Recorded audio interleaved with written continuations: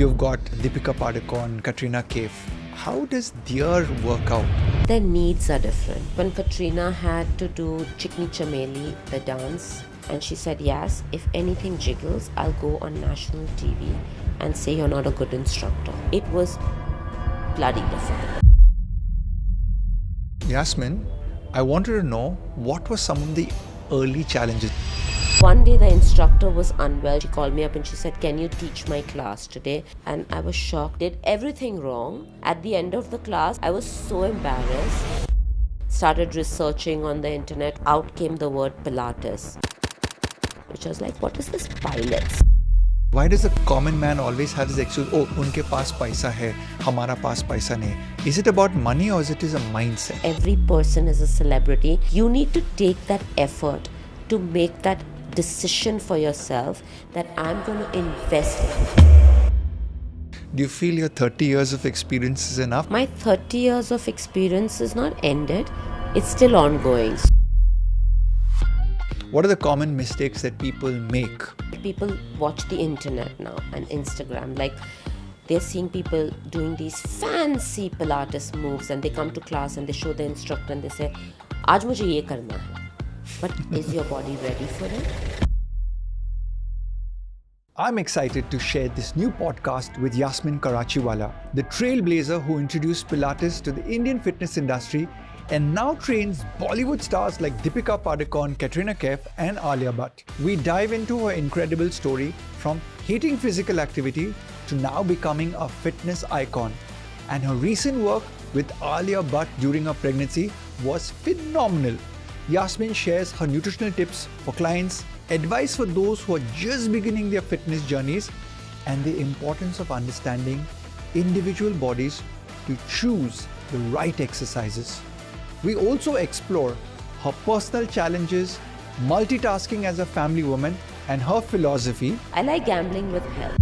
This is an episode filled with inspiration, insight, and practical advice that you absolutely can't miss.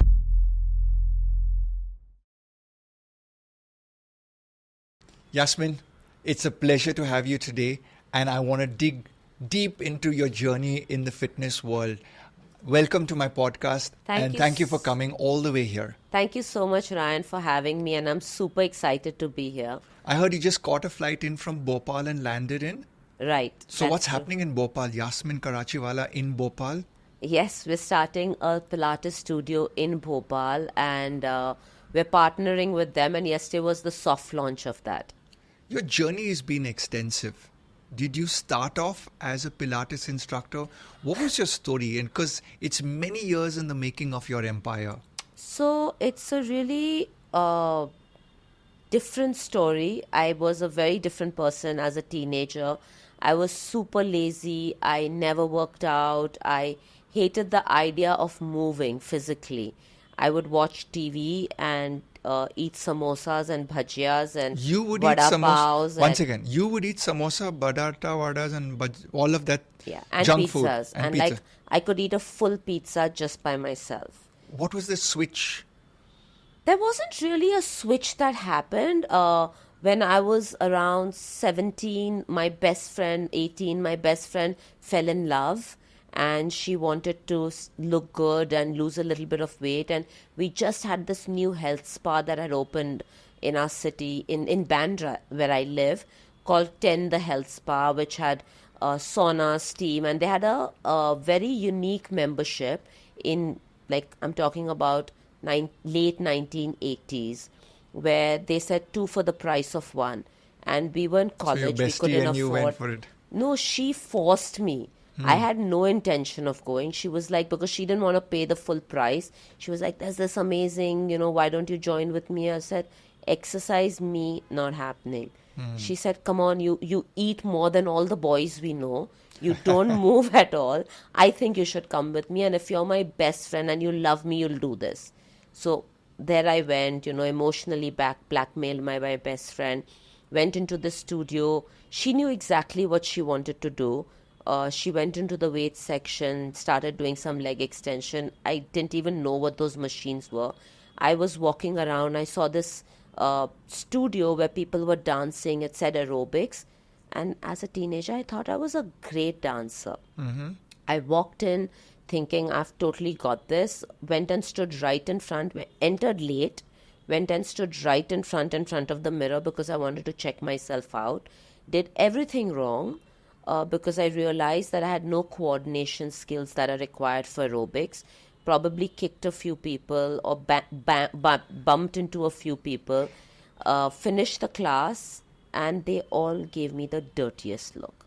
And they were like, "You don't belong here. What are you doing here?" I was so embarrassed and disappointed in myself that I kept going back to that class because I wanted to prove to myself that I can't be so bad at something. And one day the instructor was unwell. She called me up, and in those days we had phones at home, right? Okay. No mobile. She called me up and she said, "Can you teach my class today? I'm not feeling well." And I was shocked. I said, "What do you mean teach your class? I don't know how to teach aerobics." And she said, "There are cassettes." This was the cassette age. "Just play any cassette you like and do whatever comes to your mind." I said, "Okay." I went, I put in a cassette. I said, "Hey guys, I'm teaching the class today." And they all laughed and they said, "Yeah, right. Like, we're now going to do rubbish." I put the cassette, and to my astonishment and the people who I was teaching, I knew the entire 10-song routine. Like every song, every beat. I could even instruct them because in my memory, subconscious, I'd heard the teacher so many times that I was giving instructions. At the end of the class, I think more than the people being surprised, I was surprised that I could teach the full class. And they said, "When did you learn?" And I said, "I didn't." She And just that was told the me. start of your journey. That was the start of my journey. Not really. After that, the instructor was pregnant. That's why she couldn't make it. And she was teaching an afternoon class. So she said, "After college, would you like to come and teach this class? I'll pay you." I said, "Okay." And yeah, that's how it started. So I would go to college, I would come back, earn this pocket money, and then after I completed graduation, and then I got hooked. I would go to that class every day, show off. Uh, and when I was going to the US after I completed graduation I was working we had something called Camp America, where Indians would go to America and work in summer camps, and you'd get paid. So I was going there, and she said, "Why don't you go do a course?" Because in those days, nobody was certified in India. And of course, my confidence always took the better of me. I said, "Yeah, I could teach a class without being trained. I can go do a course. How difficult can it be?" It was bloody difficult, if I can say. So I failed because your passing percentage is 75 plus, and we are used to 35% And passing. this is the Pilates course. No, this is aerobic instructor training. So even aerobic instructor training in the US is a 75% pass. Yes. Okay, so Anything the first time you needed to took it know- little lightly. Yeah, I took it very lightly, and you needed to know anatomy. I was an art student graduated in economics. I knew nothing about the gastrocnemius. It took me 3 days to say the word, and I love saying it now because I had to practice gastro. So it was really funny. But I went back and redid the exam, and of course got certified. Came back. My dream was to be a school teacher, to teach little kids. I love toddlers. So I came back, I did my early childhood care and education. I used to teach in a school in the morning and run aerobic classes in the evening till I had my own children. And then I realized that I used up all the patience that I had in my school, that when I came home, I didn't have enough for my older son. I had only one then. And I would be impatient, and I said, "Okay, this is not fair." So I stopped teaching, and then I did a personal training course. So I thought, okay, I'll go to people's houses and do personal training. And then in the evenings, I would do my aerobic class. So then I did a personal training course, became a personal trainer, did that for about 8 years. And then I had in that time, had my second son, had this little abdominal fat that I did 100 crunches, I did 1,000 crunches, I could never get rid of. Started researching on the internet, what can I do to get rid of my abdominal flab, and out came the word Pilates, which I was like, what is this pilates?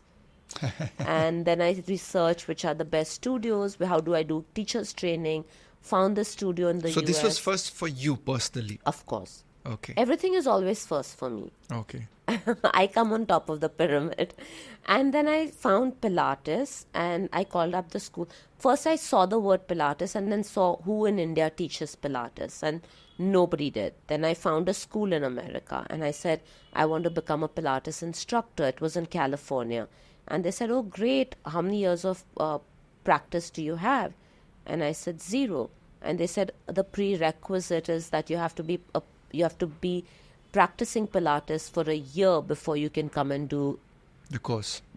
And I said, nobody in India teaches Pilates. So they sent me some DVDs and they said, watch this, practice for, a few months at least. I saw it. The roll-up looked like a sit-up. The chest lift looked like a crunch. And I called them. I said, I do all of this. Why are you telling me to practice this? I'm from India. I do yoga. I teach, I'm a personal trainer. By then I was a personal trainer for about 15 years. Where was this in the US? California, in Orange County. Ah, okay. So I packed my bags. They said, listen, we want to just warn you, it's tough. And how long was the first course? The moment someone says tough to me, something lights up. Like there's a light bulb that goes up saying, I've got this. If someone says tough, means I have to prove that I can do it even more. How long was it? Well, I went to do mat Pilates because I didn't even know what equipment Pilates meant or what equipment was. So I signed up for mat Pilates, which was 6 weeks. So, Yasmin, for the uninitiated out there, what is mat Pilates and what is equipment Pilates? And is there any other Pilates? So mat Pilates is Pilates on a mat. You don't require any props. You can just do Pilates like you do yoga on a mat unless you're doing Iyengar or something else. It's just the mat and you, which is what I went to do. Pilates in itself is the perfect combination of strength and stretch. Equipment Pilates is Pilates done on an equipment.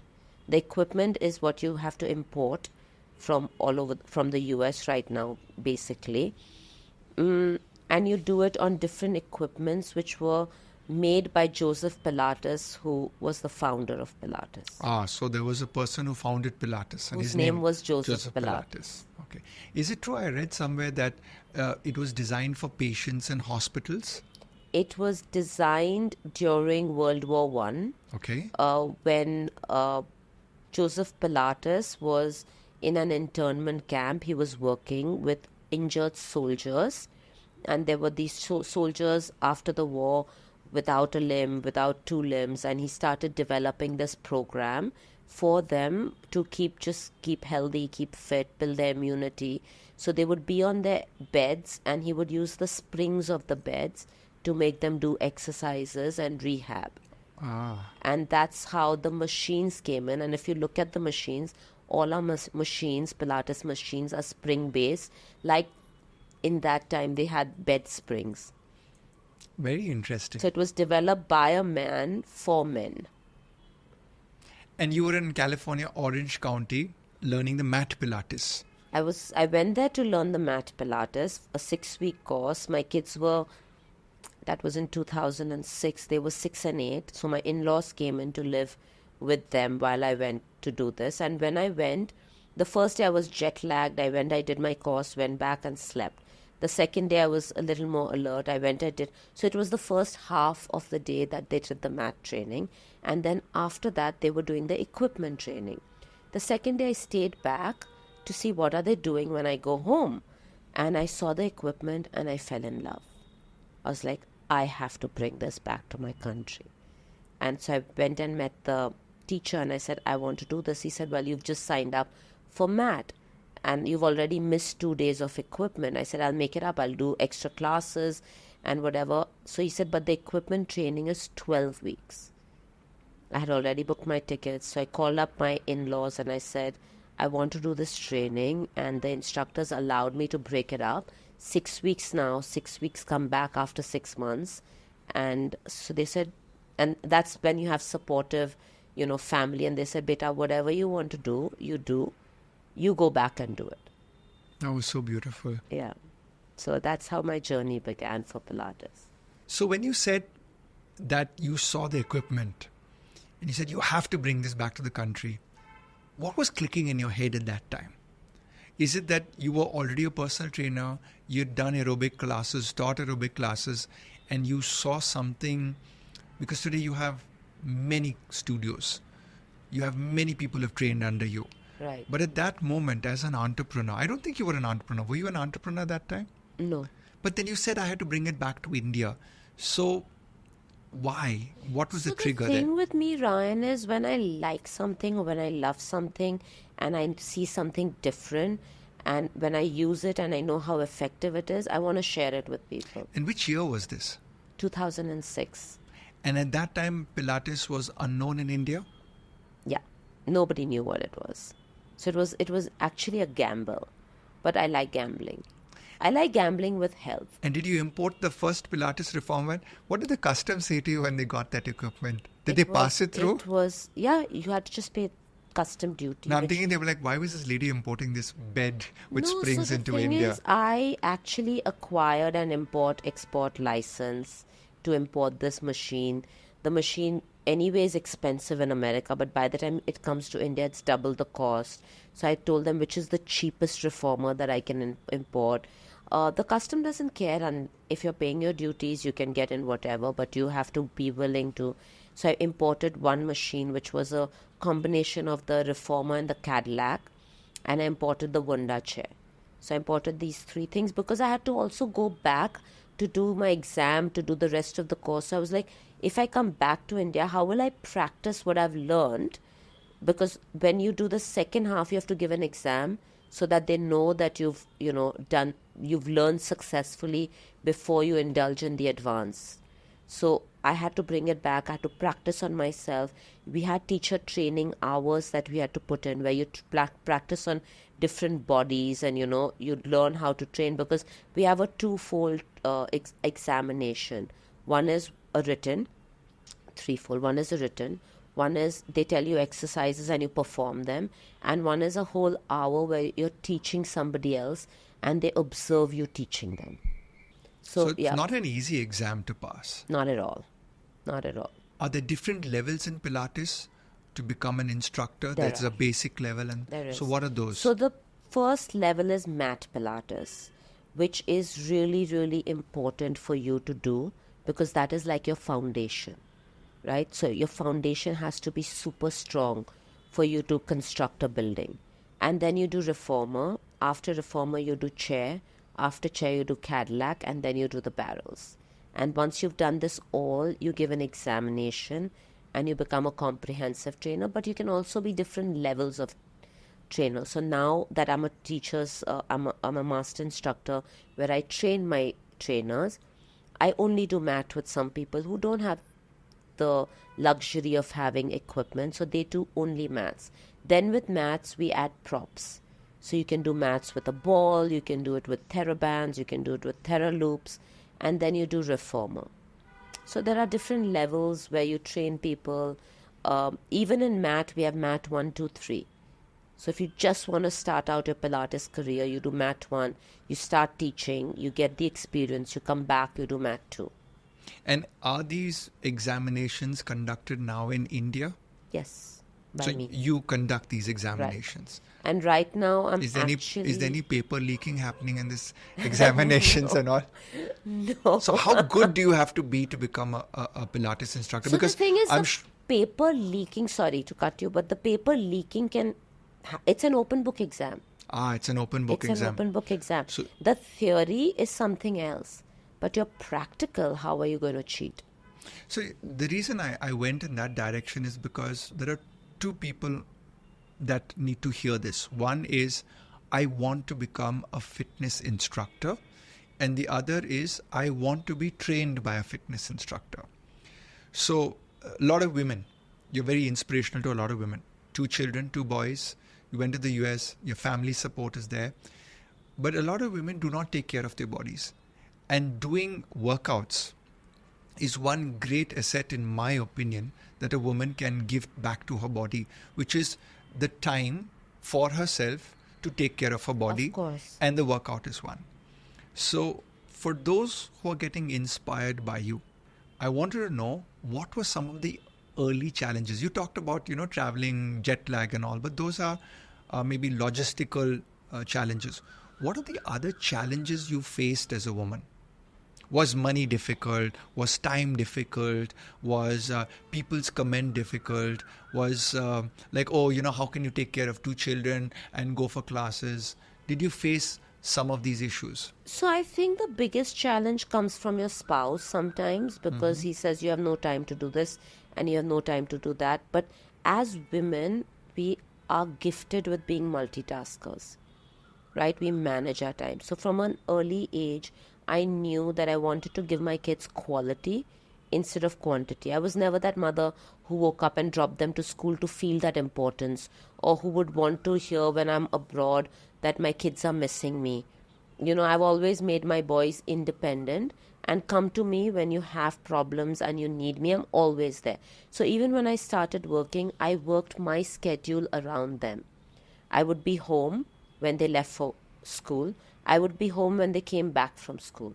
So the first studio that I started was in my house, in my guest room. So that's a pivotal moment in your life. Yes. Just adapting everything, your desire to be a career woman, and at the same time be a family woman.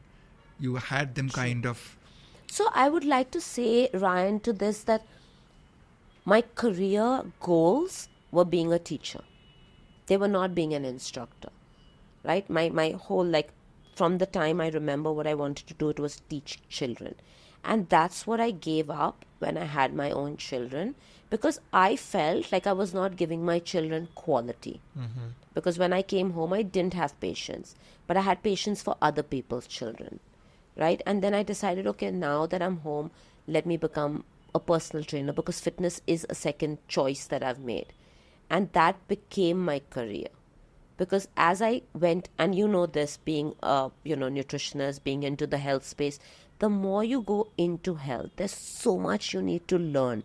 There's so much you need to try and test. It's not about, okay, I've done this course, now I can train people, right? It's not like you can do a certification and then you know everything and you can be there.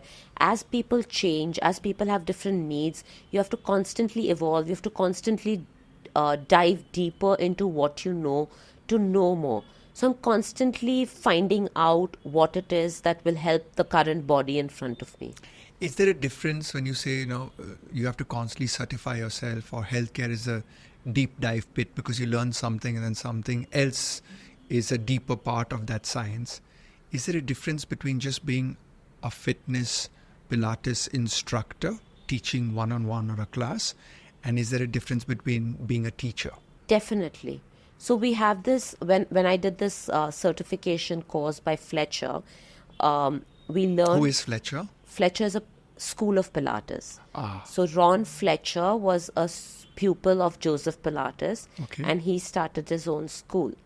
And he said, when I was doing the Fletcher teacher training, my instructor there, my teacher there, said, you first start out as a trainer. You teach what you know. Like in the circus, you train the animals. So you're training whatever you know. Then you become an instructor. So from a trainer, you've become an instructor. Now you know the instructions you're giving have to make sense to people. So from the knowledge that you know, now you've taught that. Now you're going to start instructing differently. And then you become a teacher. After you become an instructor for a period of time, now you become a teacher when now you're sharing your knowledge with other people. Like now I'm a teacher, so I share my knowledge with other trainers to become instructors and then teachers. So it's constantly evolving. So sharing knowledge, we know that you live in Bombay. Bollywood comes to you. We see your Instagram profile with the who's who of Bollywood is coming to you. Take us back in time where you got your first celebrity. I think I was teaching aerobics then, though I always say it was Kareena Kapoor, but now when I recall, she was my first personal training celebrity client. But when I used to do aerobic classes, which was step aerobic classes, and I had 20-25 people, And I can't remember the first. I think it was Anita Raj. Okay. Anita Raj was my first celebrity. And she was sweating in your aerobic class. In my aerobic class, and she had come out with a yoga DVD.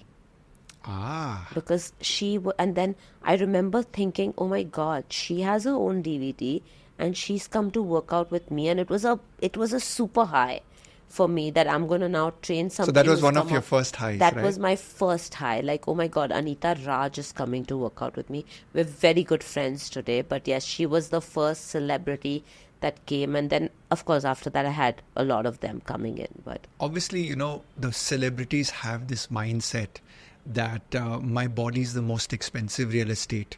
And they invest in their food, their diet, their nutrition, their trainers, the masseurs, even their doctors.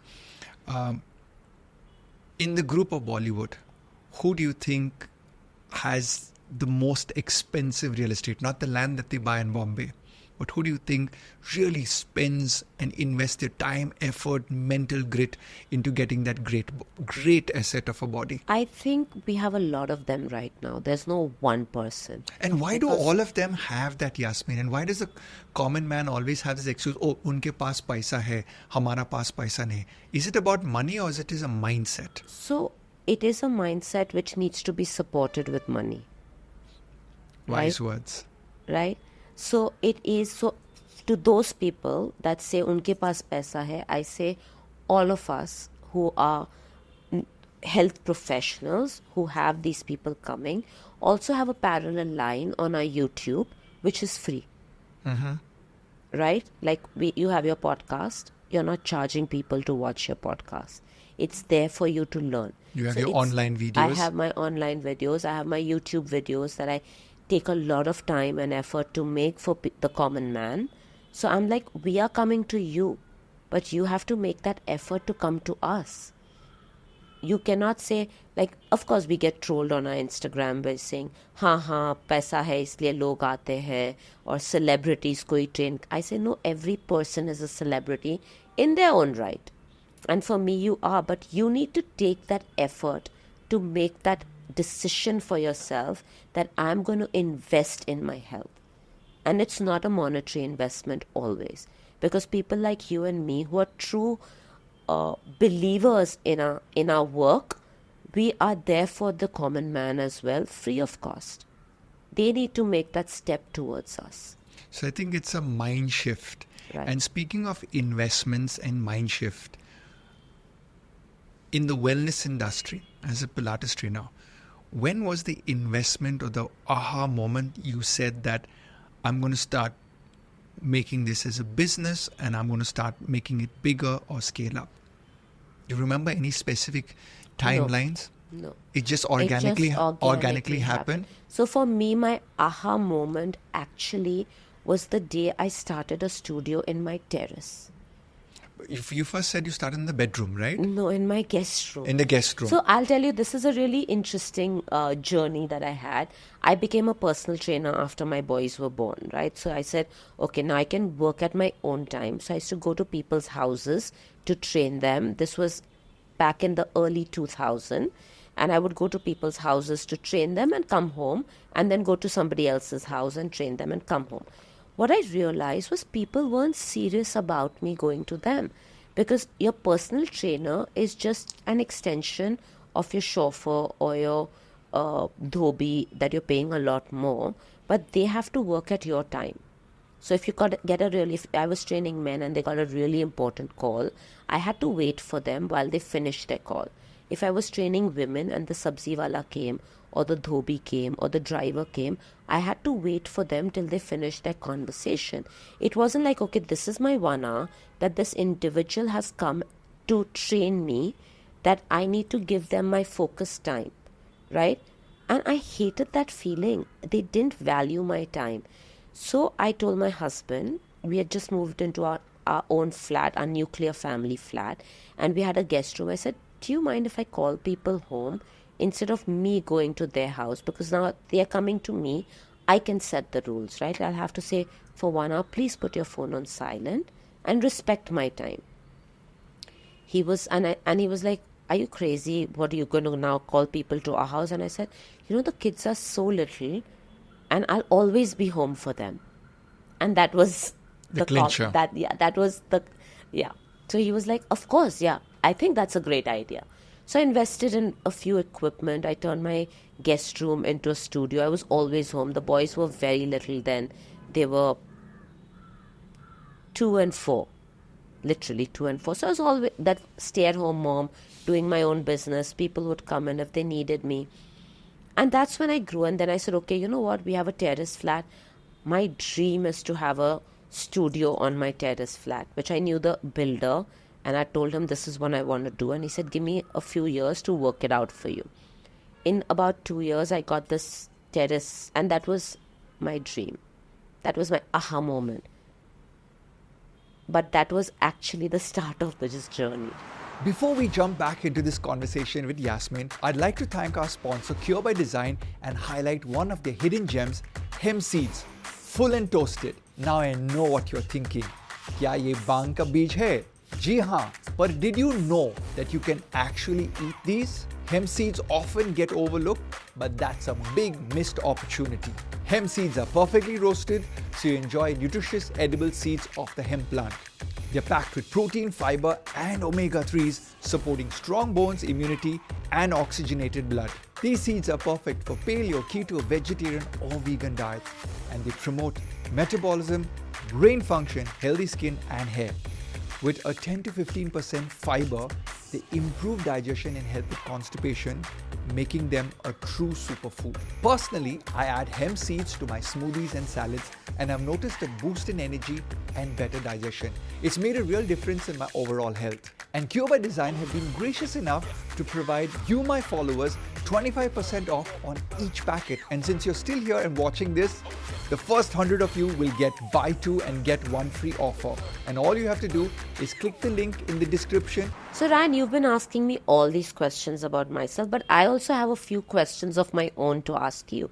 Please go ahead. What was your journey like? Well, my journey has just been very simple. I always sold nutritional supplements as a scientist, as a food scientist, as a nutritionist. Okay. And when we sold these nutritional products, people said, "Bhai bolo dal chawal roti kaisa lene ka hai?" So I always had this team of dietitians with me. So I had more dietitians and salespeople, and over a period of time, I realized, people are actually willing to pay for the knowledge on how to construct their food, which they have learned to eat out of love and culture from their parents. And now they want a little science to come into it. Because they go to the gym, they're going to people like you, they're working out like crazy, but then they're going back and eating whatever culturally has been assigned to them. And sometimes that's not working in an aggressive program where you want your body to behave in a certain way, whether it's fat loss, it's muscle building, or you have diabetes, hypertension. People work out, they say exercise helps a medical condition or a lifestyle resolution, but then the diet is really like not keeping pace with the times. So I started my chain of Qua Nutrition clinics, and that's where I got started in terms of scientific practice with sports people first. So some of my first athletes were a similar aerobic instructor like you by the name of Dinaz, who did the Guinness World Record of non-stop aerobics of 26 hours. So I was a person that actually wrote down her entire nutrition plan for a year, because you've got to prepare the body. You can't suddenly turn up as a personal trainer or in a fitness class, do very, very heavy loads and intensity without having your nutrition backing you. And that's the subject of sports nutrition. How long back was that? It was about 2006 when we did the Guinness World Record of non-stop aerobics. Wow. And then 2008, I won an Olympic medal with Sushil Kumar. I did his diet plan for the bronze medal at Beijing. And we followed that up in the next Olympics with a silver medal at the London Olympics. So the trainers would be taking the nutrition plan from me, or they would be the trainers to the Olympic level superstars or athletes. So they knew that Ryan Fernando would be prescribing the diet, would be balancing out the blood test, the genetic test, the food allergy test, and then Ryan would also look at the supplement strategy, the nutritional supplementation. So over a period of time, the film stars would also work out with these supremely gifted trainers because they're the best in the industry, right? And they knew that they needed to get a sports nutrition diet, and they knew that they would come to Ryan Fernandez. So my journey started with a lot of the Bollywood and the superstar celebrity athletes calling me up saying that we need your nutrition plan. And it was pure word of mouth. So Wow. people always ask me, oh, you're a celebrity nutritionist. And I always go back and say, the famous people knew me, but the rest of India did not know about it. And I think the reason behind this was that the price that astute people, wise people, people that are chasing their dreams and goals, they put a certain value to what they put into their body. And they realize that what they've been taught in society may not be the right version of food to enter the body. And so they start hunting. Who's this person we need to go to change the way we eat? And that's how half of them land up at our clinics, and then we start writing a nutrition plan. On that note, I also want to ask you, I was seeing your podcast on protein powders, and Zahan and my son and I share the same protein powder, and I've been telling him, I find it too sweet. I cannot have it, and I've been looking for a non-sweet and like a natural, because I said, I want to get a protein powder and put some peanut butter in it to make it tasty, but I don't want these flavored protein powders. And just then I saw your podcast on it, and it was everything that I was feeling but not being able to express because I'm not, a nutritionist. And that was really interesting. So Yasmin, the simplest thing that you did was understand your qua. Qua in Latin means incapacity of. So you were taking this protein powder, which is commercially designed, standardized label, sweetener, flavors and all. There's nothing wrong with that, maybe if you're an Olympic level athlete. But when you are a lifestyle person, when you're going to take a product day in and day out, right? You want the best nutrition going into you. You do not want the best flavor, artificial flavor, or the artificial sweetener entering your body. So I'm glad you discovered this, because this concept, and every woman should understand this, there's a bio-individual response in each one of us, especially in women. Why women? Because of your hormones. So that's where, this whole thing starts about, wherein if we can get women to understand their blood biochemistry, their hormonal chemistry, their menstruation cycle, and then what life cycle they are at. College girl, first job, just married, trying to get pregnant, first, second, third trimester, child is born, breastfeeding, then weight loss post-pregnancy, and then the rest of your life in terms of you're having an active menstruation cycle, and then menopause. And then post-menopause. Right. So there are all of these life cycles with women which are highly challenging and interrelatable with your food. But if you meet most Indian women, their diets remain same as when it was in college. So I think that's where awareness needs to get to the next level. And I'm really grateful for trainers like you, because what happens is in your class, you get to meet your client every day. And you're constantly telling them, what are you eating? What did you eat today? So you said you're not a nutritionist, but you're an honorary nutritionist by just asking that question and putting a kida in your client's head is, there's something that you need to change about the way you eat. And that's scientific. On that note, this is what I felt about myself, because like you said just now, very truly, you eat kind of the same thing, right? So being a fitness instructor, and I'm very particular about what goes in my body. I don't eat packaged foods. I don't eat sugar. I don't have dairy. I don't have gluten. And I'll tell you why about that later, how I discovered that. But I eat the same way. And suddenly after menopause, I feel like I cannot eat the same way, because that eating the same way is not working for me. And because I'm not a nutritionist, I don't know how I can eat better. So just recently, in fact, earlier in June, I contacted somebody and said, hey, you know what? I need to eat differently. And everyone said, what's wrong with you? How can you eat better than what you eat? And I said, no, my body's needs are different. And I need to know, because I cannot read a blood report and I don't know what my body requires, right? And I need that help. So I've actually contacted somebody who I know to get that for me in Bombay.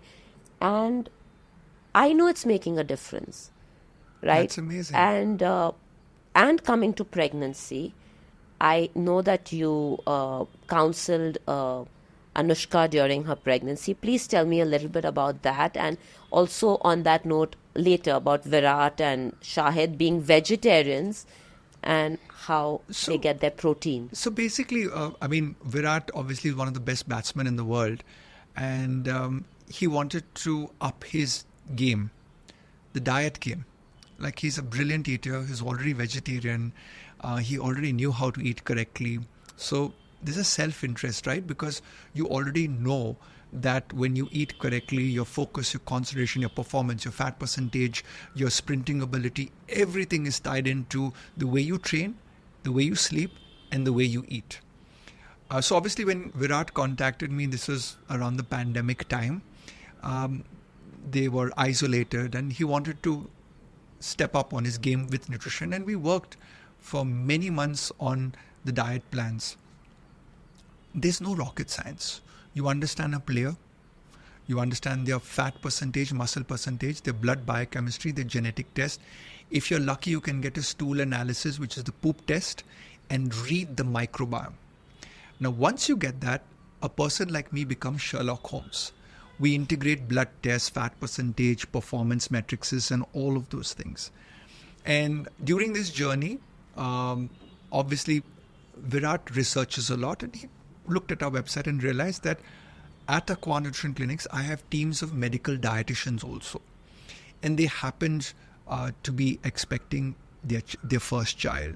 And he said, can you frame the nutrition plan? Now, what people don't understand is they think that you just have to double calories.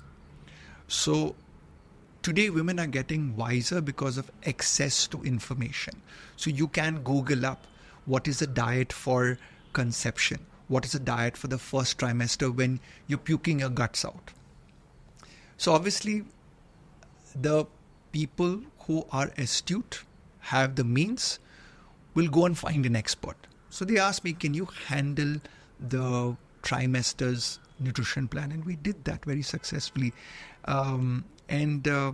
Speaking of pregnancy, I customize nutrition plans. I was looking at one of your Instagram posts where you worked with Alia Bhatt, I think. So do you also really customize your Pilates workouts, your fitness workouts for each and every client? So like nutrition is bio-individual. Is it the same for fitness? And with Alia, what was the journey like? Because, I get pregnant women coming to us for nutrition plan and they're like, can you give me an exercise plan? And I'm like, I'm not the expert. You need to contact an expert. And they're like, but what do we do? Who should we go to? What is it done?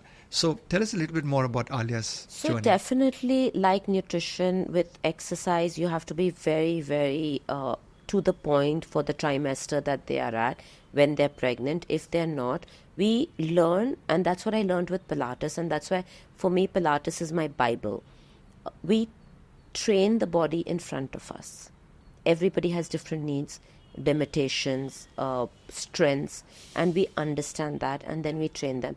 With pregnancy, I have an obsession, so I'm constantly doing more and more training with my instructors, different experts on pregnancy, to know more, because there is so much that you cannot know in one training, right? So I put my instructors through. With Alia, it was really funny and beautiful, because she comes to me and she's like, yes, I'm pregnant, but I need to exercise.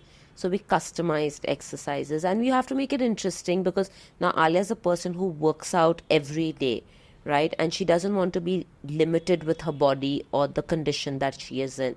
So we develop exercises on the fit ball, on the Swiss ball, on the reformer. I kept changing it because Alia has a very short attention span as well. So she can, if I do like 20 repetitions, I know I've lost her at 8. So I make it very crisp. Her workouts are very crisp. You have to move before she starts, her thoughts go somewhere else. Oh, I thought I did that in my workouts, because I actually switch off in my workout. Yeah. And so that's the job of the trainer, to pull you back in. To know each individual's personality. Right? There are some people who will benefit from repetitions because their first 4 reps are not even counted It takes them 5 repetitions to understand the exercise. There are some people who switch off after 8 repetitions. So you have to change it before their mind can switch off.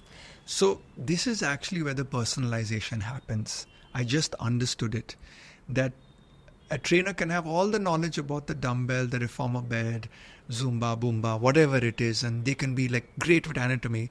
But if they don't understand the personality of the client, then there's something missing. But I think this is also because of the, like I said, I love doing training courses, right? I love learning more. And every time I learn something new. Like I remember the first Pilates training I did, I had met other instructors. It was their second or third training from a different school. And the Pilates training is one of the toughest trainings I've done. I've done a diet plans for a few of the Pilates students who go for these, and the timing of what has been given to your guys in terms of practice and study and performing is brutal and intense. It is. Both on the mind and the muscle. Yeah. So I would meet these people who had done that, they were on their third instruction course, and I would be like, why would you do this again? Like this first one, but now after having been certified by 3 different schools of Pilates, I understand the why. It's because you learn something completely different from every school of Pilates. And now that I'm writing my own Pilates manuals, I'm using all 3 schools to make something which is unique. Do you feel your 30 years of experience is enough, or would you like to go back in time and ask for more experience? My 30 years of experience is not ended. It's still ongoing. So no. So you're saying that even as a teacher, you have to keep learning. I love to learn. There's so much that I still don't know. And when you're learning or practicing or teaching, do you get ideas for your pupils or students on the spot? Of course. I would be doing one machine and then suddenly I'm like sometimes when I'm making them do an exercise, I feel like it's not working. Like something's not working and I need to switch it. It could be a well-researched exercise that I do day in and day out. But at that point, that body is not reacting to me. And that's what makes me change it. Like, say I was training you and I was making you do feet in straps, which is an exercise you do beautifully. And you've done it for maybe the last 10 sessions. But on that particular day, maybe because you've not slept well, maybe because you just come back from a trip, your body is not reacting to it. For various, you're feeling a bit under the weather. I'm seeing how your body is moving. And I know that, okay, this exercise today is not working for you and I have to change it. So 30 years plus of experience, family support, they're your backbone. Were your parents instrumental in your fitness journey? And do they walk the walk and talk the talk? Or this was self-inspired? My parents influenced me subconsciously because my dad, we used to live at Haji Ali in Bombay, which is close to the race course. And my dad was an avid walker in the race course. And sometimes he would try to, like I said, I was a lazy kid, so he would try to take me. And I had to run to keep up to his walking because he was such a fast walker and I hated it. So my dad, every day, come rain, shine, whatever. Even in the rain? Even in the rain. He would be at the Mahalakshmi race course, walking 2 rounds, which is like some 7-8 kilometers. And then as he grew older, he would walk 10 kilometers. My mum used to do yoga. We lived in Haji Ali, and in those days we had one car. So dad would take the car to office. Mom would take a bus and go to Chowpatty and do yoga there. And I thought my parents were crazy. Like I couldn't understand why they were making such a big deal about exercising. They both looked pretty good. But I think that kind of discipline is what came down the genes, which was a great thing because now I understand that I get it from them. Subconsciously, they were my role models and they always told me, do something. My mom would constantly, while I was growing up, say, do something, move, exercise, go down and play, go down and play. So, yeah. Speaking of our beloved mothers, I constantly try and tell my mom, I bought her a set of dumbbells recently and I said, Mom, you've got to strength train. Your advice to all the mothers out there, especially the mothers, our mothers, who are of the older generation. They don't work out. What is Yasmin's advice to all the moms out there? That every decade, like you know, and I'm sure you're telling your mom, we lose bone density. The only thing that protects us is our muscle. And you need to do some sort of exercise, and especially in today's generation and age where we have sedentary lifestyles where we're not moving. Like our mothers did a lot of work. They used to do housework. They would go to the well to get water. They would milk the cows. I remember the grinding stone that my granny used to go on 45 minutes. Chakki. Yeah. You know. So our mothers did a lot of work. Like physical work. Our mothers don't, because of course the luxuries have come in our generation and theirs much later. They need to move. My mum is 76. My mother-in-law is 82. And they both do Pilates. They need to find a very, yoga. We are the what's the word? Pioneers. Not the birthplace of. Yeah. Yoga births it in India, right? And yoga is something that all our mothers can do. And if you have the opportunity, you can do Pilates, which is so gentle on your bones. And my mother at 76, my mother-in-law at 82 do Pilates, and they look fabulous. And they feel really good. They're energetic. They're moving around. And also, I don't know if you know Helen Khan. Mm-hmm. She started Pilates at the age of 85. 85. 85.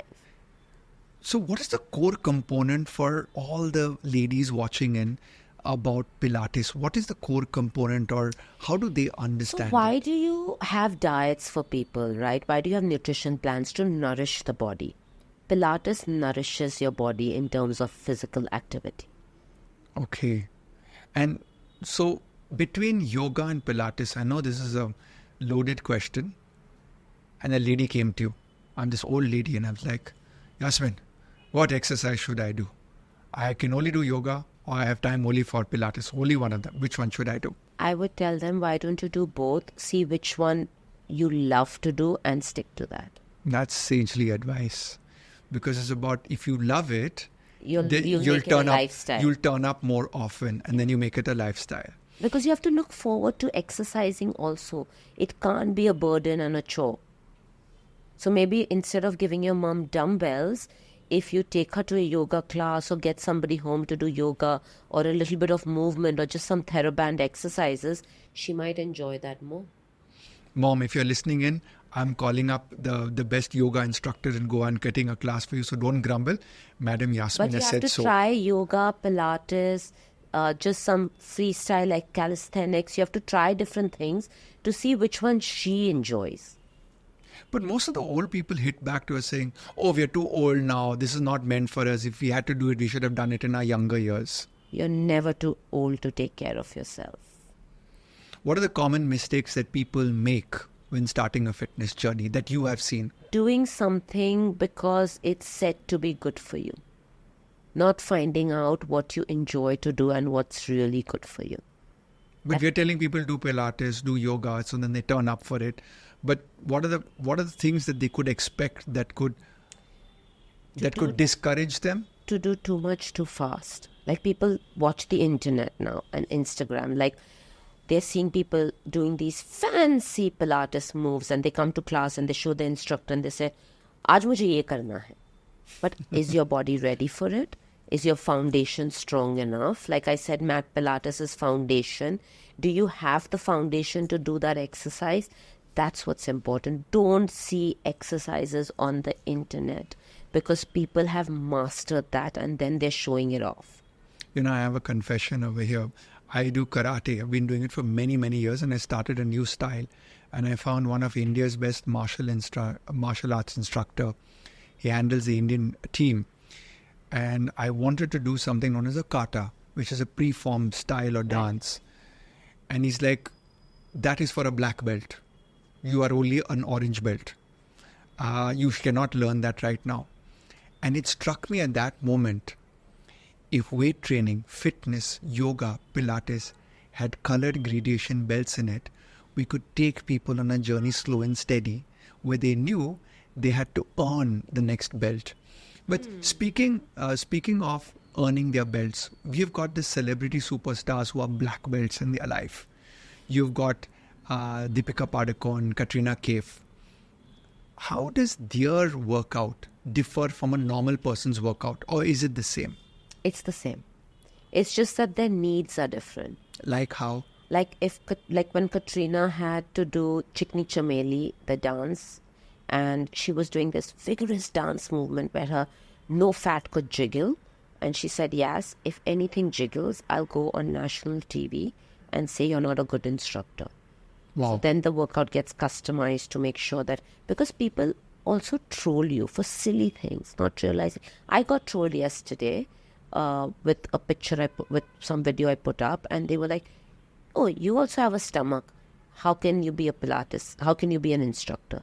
I was like, everyone has. It's like my hairstylist is bald and I still go to him because he's the best in the world. Right. So, and we all have bodies, and I just want to say that what you see on Instagram is not reality. Most of the time we put our best foot forward. Obviously, we want to look good. We don't want to show. And why would you put up your worst foot on a social media platform, right? But to troll is just something which we've learned to do without thinking of consequences. So when an actor goes on a film set and has to look a particular way, they work really, really hard, and we customize everything for them to look that way. For the people who envy our film stars who come to us, they don't see the background. What's an average number of minutes that a person puts in every day for their fitness regime? I would say an actor or a superstar, whether it's an athlete or an actor, they put in 24 hours into their day to give you what you're getting, right? Because it's not just their workout, it's their lifestyle, it's their nutrition. It all needs to go hand in glove. Just one thing on its own will collapse. It's like all these pillars have to be strong for them to be on the top. So what you don't see is the kind of work they put in. They've had a 14-hour shift where they're shooting and they still come to work out. After that shift, you have to customize their workout according to what kind of a day they've had. They are on set the whole day. How are they managing their nutrition? Which it's not easy. But they do it because that's the investment that they've made in themselves. So those are the things you don't see. What you see is them on screen looking their glamorous self, or you're trying to catch them outside a beauty parlor or the airport, and things like that. Even that has become stressful for them now. And that was a famous role, and for her to have no fat jiggling anywhere was a testament to your ability to train her. Can you share some secrets about that workout that were really brutally intense? Or was it a cakewalk for her? No.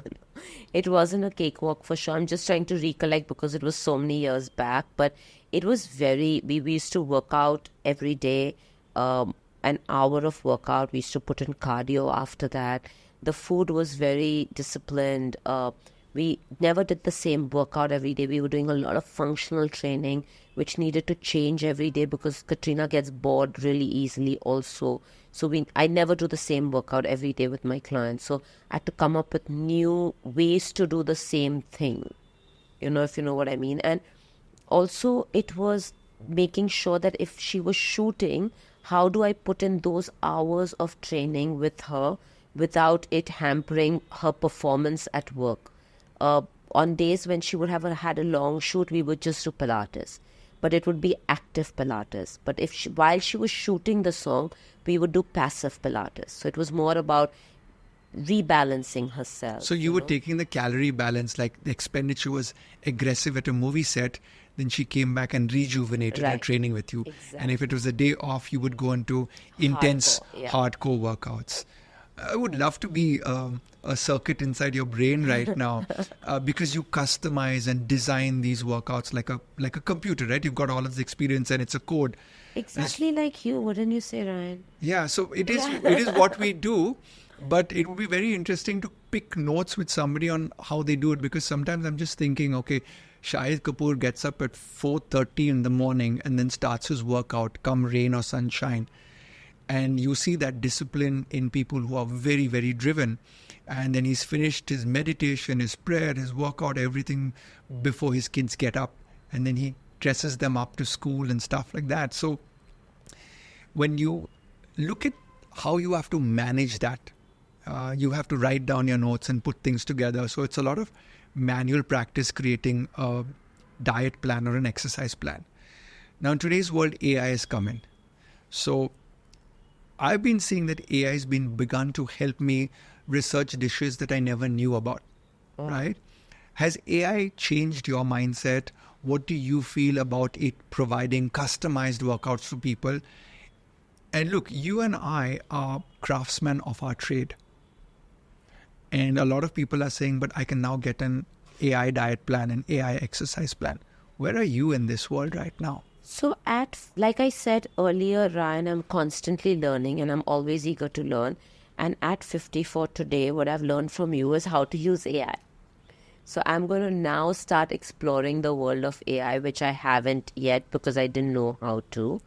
But yeah, I mean, it sounds, whatever you've shown me today before we started this podcast has really got my mind ticking as to how I can now work even more efficiently. I think that's a key word, work more efficiently, because somebody asked me this question the other day, is that, do you think, I can just get an AI-driven diet chart? But I think the motivational part of your instructor, teacher, guru, nutritionist or fitness instructor, whoever that person is, the presence of a person, the guidance by that person, the motivation by that person, I think it'll be quite a few number of years before AI can actually take over that part of our lives. It's also, like I said earlier, you sense the energy that the person is giving you, right? Sometimes you don't know the energy that you're giving out, but your instructor can feel that energy and then modifies the workout according to that. You literally have to have a robot AI present with sensitivities to feel that for you. And you as a trainer, I've seen some of your videos, you talk highly about nutrition. You're one of the few trainers that I've looked at, and you've said nutrition is of primary importance. You can't, you can't out-train a bad diet. So what are some of the nutrition tips that you guide your celebrity clients with? What are the basics that you give over there? One thing I like to tell everyone is to not have sugar, refined sugar, because I've learned this.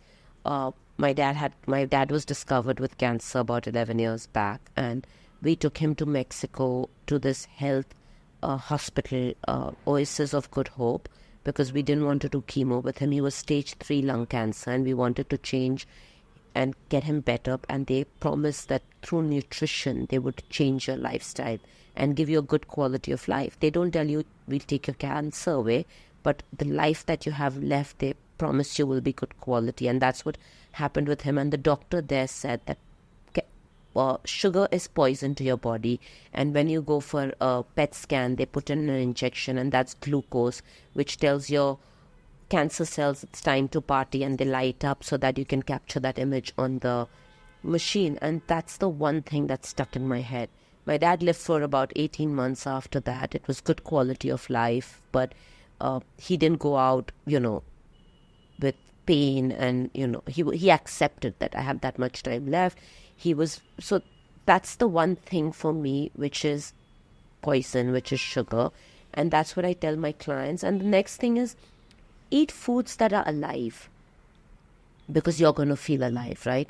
So your fruits, your vegetables, you eat a packaged food which has preservative, it's dead. It's going to make you feel dead. Who can say they had a packet of Doritos or potato chips and felt great? Before we wrap up, one piece of advice you would give to my audience out there if they were going to start on their fitness journey? Take baby steps. Find out what exercise works for your body, what exercise you enjoy. Build a really strong foundation and then take it upwards. When you say baby steps, are you meaning the intensity of that one-day workout, or planning it for the whole year and go slow and steady for the whole year? No, I mean, if you're a person who's never exercised and you're starting off on a journey, don't suddenly say, okay, now I'm going to exercise 4 times a week, an hour. Say, I'll exercise twice a week for half an hour. Get used to it. Get that into your routine. Build on that. Once you start enjoying it, once you start seeing results, then take a little more. We're both available on the internet. If you don't have money, find us, follow the right exercise routine. Don't try to suddenly from 0 try to go to 50 and say, okay, now I'll start with squats, lunges, leg presses, deadlifts, get your body ready for it. So that's pretty much what I'd like to say to people who want to start out, that plan it, take baby steps, right? But one for you now, Ryan, supplements. People say, oh, I don't take any supplements. I recently have discovered the importance of supplements. Can you share your thoughts on that? So supplements, I always say this, are a nutritional convenience for your nutritional indiscipline. Now, your indiscipline could be genuine, that is, your body stops absorbing because you're aging, or you have a genetic back foot to not absorb that. Like I have a calcium deficiency absorption gene, so my body doesn't absorb calcium well, so I need to take a supplement. And on the other hand, the indiscipline could be because you do not know how to eat correctly, or you're abusing your body. So supplements are good, provided they're taken under medical advice in conjunction with a genetic test and a blood test to know where you lie. Taking excess amount of any micronutrient, be it a plant compound, vitamin or mineral, research has shown that sometimes it can activate centers of growth, including cancer. So you might be aiming for muscle growth, beautiful skin growth, but could you also activate anomalies inside of your body? So this whole concept today, where startups have come and left, right and center, people have supplement companies and people are prescribing supplements, and with due respect to anybody who's influencing or advertising supplements out there, you are not qualified to understand how that supplement would interact in your client's body. In fact, doctors do not study about nutrition in medical college, and therefore their training on drugs is paramount in medicine, but it's not nutraceuticals. And therefore, their idea of vitamins, minerals, amino acids is trained in later years by the pharmaceutical industry, who approaches them for the general range of nutraceuticals, multivitamins, which is why you see doctors saying, okay, you can take this product of nutraceutical origin, but only for 2 or 3 weeks, then stop. But what if there's a condition that requires you to take a nutraceutical supplement lifelong? You only come to know this with repeated blood biochemistry tests, working with a qualified medical dietitian or medical nutritionist, and they're tracking you over a period of time and not giving you mega doses of supplementation. A lot of nutritional companies, like in protein powders, they say you need to take 2 grams per kg body weight, but not everyone's a bodybuilder. So why would you take 2 grams per kg body weight every day? But if you're taking only 30 grams of protein a day in your entire diet and you need 70 grams, then you need a supplement. So it's kind of when you drive a car, the road is open, you'll press the accelerator. But when there's traffic, you're not pressing the accelerator. So you need to understand or determine the conditions inside your body. And this, I advise people to seek professional medical help before they start supplementation. And a lot of people now are supplementing because of longevity.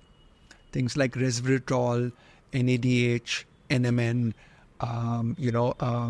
astaxanthin, one of my favorite molecules. But when you're it's like, imagine everyone says, I know how to cook. Then you go in the kitchen and you put this masala, that masala, because all masalas are good.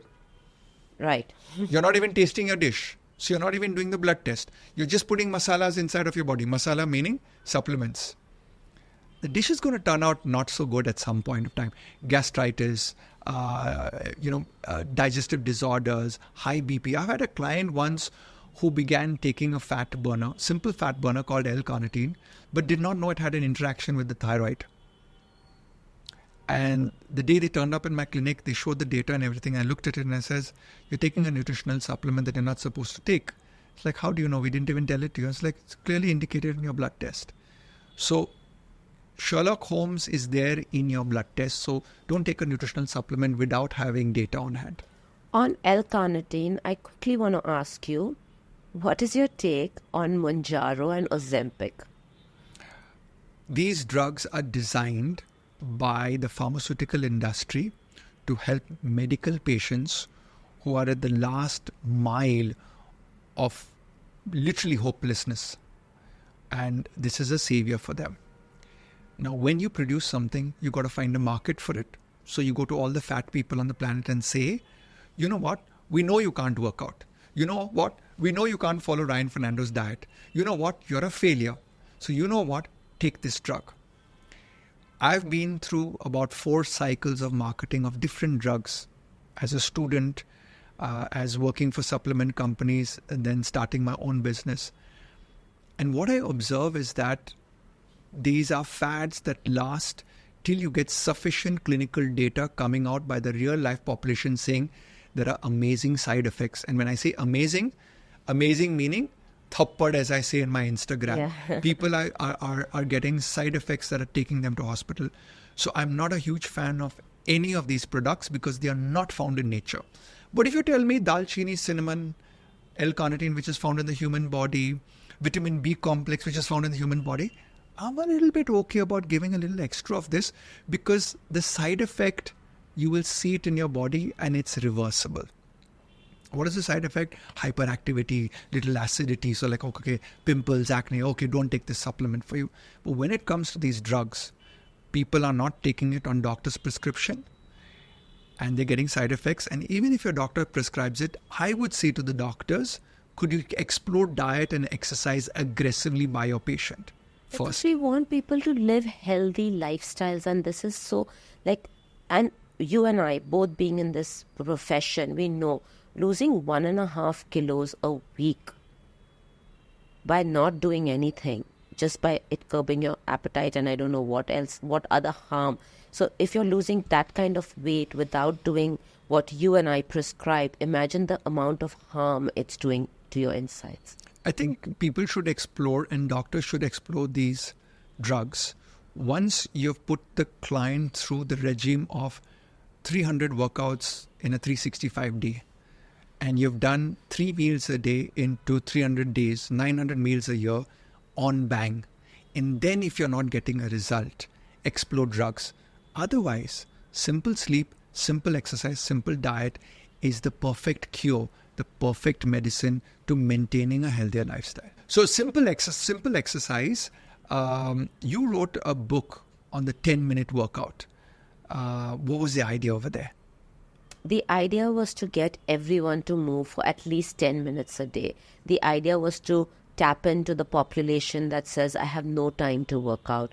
The idea was to not give them an excuse saying, I can't read this exercise and do it. So now we have a QR code where you scan the QR code and you go to a video library where you're doing the 10-minute workouts with me. I'm doing them with you, explaining to you.